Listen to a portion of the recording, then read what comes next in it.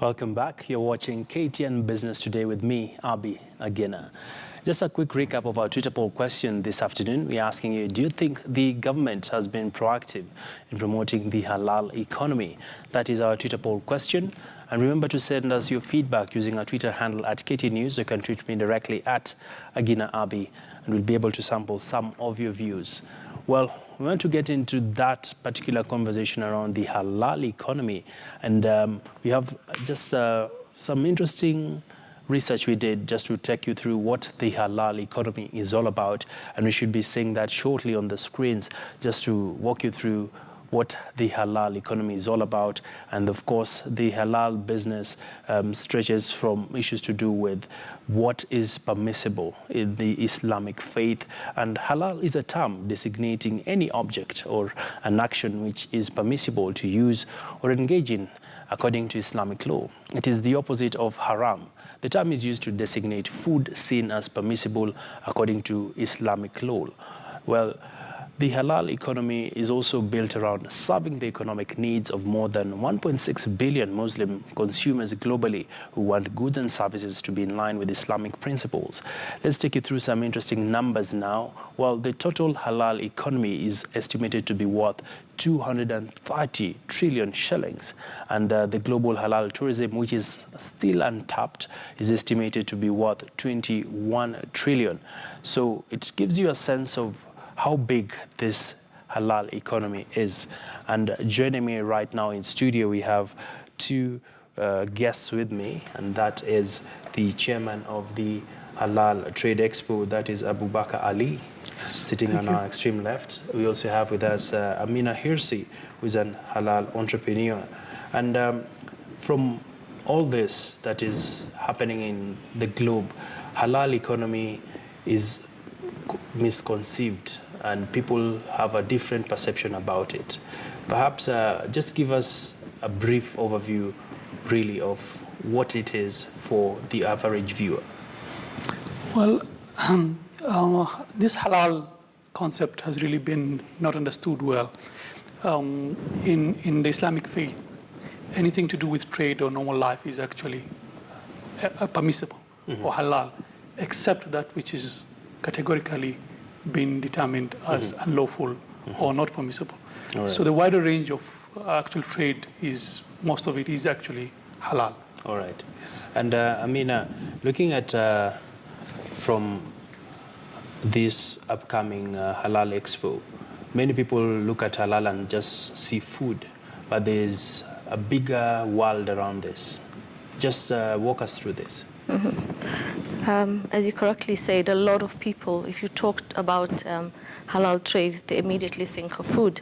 But it's quite important to understand, yes, food is a very major part of the global halal industry. It caters up to about 20% of the global food expenditure, so that's huge. However, it's quite important to understand that the halal industry or the halal lifestyle goes beyond the slaughterhouse. It goes beyond the kitchen table. The halal industry is about a lifestyle.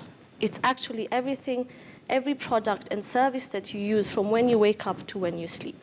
So the halal global trade industry is, you know, it's not only food and beverages, as I said, it's quite key and important and major, but, you know, from pharmaceuticals and cosmetics, fashion, clothing and textiles, manufacturing, IT, communication, education, the whole spectrum of the sort of trade industry is encompassed in this halal. And it's quite important to also understand that, and a lot of people attach halal to Muslims and Islamic, Muslim consumers in Islam. Halal is about, you know, the values that are promoted within the halal trade is things like fair trade, which we hear a lot about, animal welfare, stewardship of the earth, environment, social responsibility, ethical investment. So this is all encompasses, and that's why we've created a platform for the businesses and consumers to actually come together. Sure. And we are having the second Halal Trade Expo, not only in Kenya, in the whole of the region, East Africa. It's never been done before. We did it last year. This is the second time. We're holding it at the KICC, 25th and 26th. That's the coming weekend, All right. 9 to 5. And this is a platform for businesses to showcase their halal products. All right. And let me take it back to Abubakar. Compared to like 2 years ago and now, where would you say the halal economy has it grown? Do you have more people having an interest? And of course, what is driving the interest? Well, we've seen a lot of improvement and interest in terms of the halal or the Sharia compliant businesses a lot. We have now 3 fully Sharia compliant banks. We have a fully Sharia compliant insurance. We have discussions within the government to overhaul some of the regulations to, take in Sharia compliant views. A lot of this has been driven by the government willingness to amend some of the regulation to allow some of this trade, which is, like Amina had said, is purely fair trade in it. So we've seen a lot of consumer awareness and demand. For example, by faith, a lot of people used to keep away from insurance unless they had to. But now, if they are Sharia-compliant products, then you'd find most of those who are not taking insurance policies willingly coming to take. All right. Likewise, like banking and investments. All right. And Hirsi, this issue around the halal economy is quite intriguing, because if you look at the perception that people have is Islamic products are just for the Muslim faith. And what can be done differently to also see the non-Muslims also take up products? And of course, banking is one of the big areas that is under-tapped in Kenya and mainly in East Africa. Rightly so. We need to demystify. The onus is on us, Muslim businesses, to actually try and shed some light that this is not exclusively to Muslims. It's open to everyone. It's a growing economy, and the rest of the world is catching on that. And and basically it's about innovation, entrepreneurship.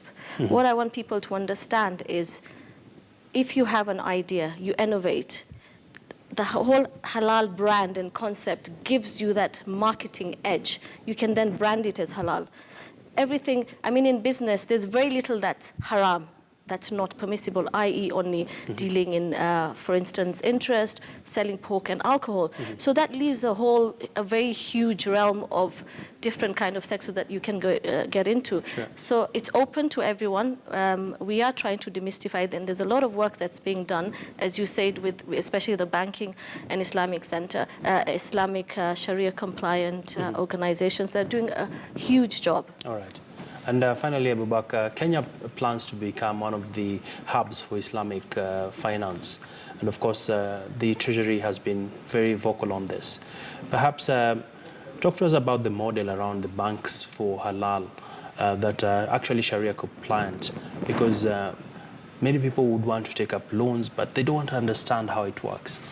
Yeah, well, I wouldn't want to deal with the concept of how it is, but Kenya has signed up with the international body IFSB in Malaysia to be part of the global regulation. So the industry and the sector has actually been developed, and we do not need to come up and do new things or invent the wheel, as they say.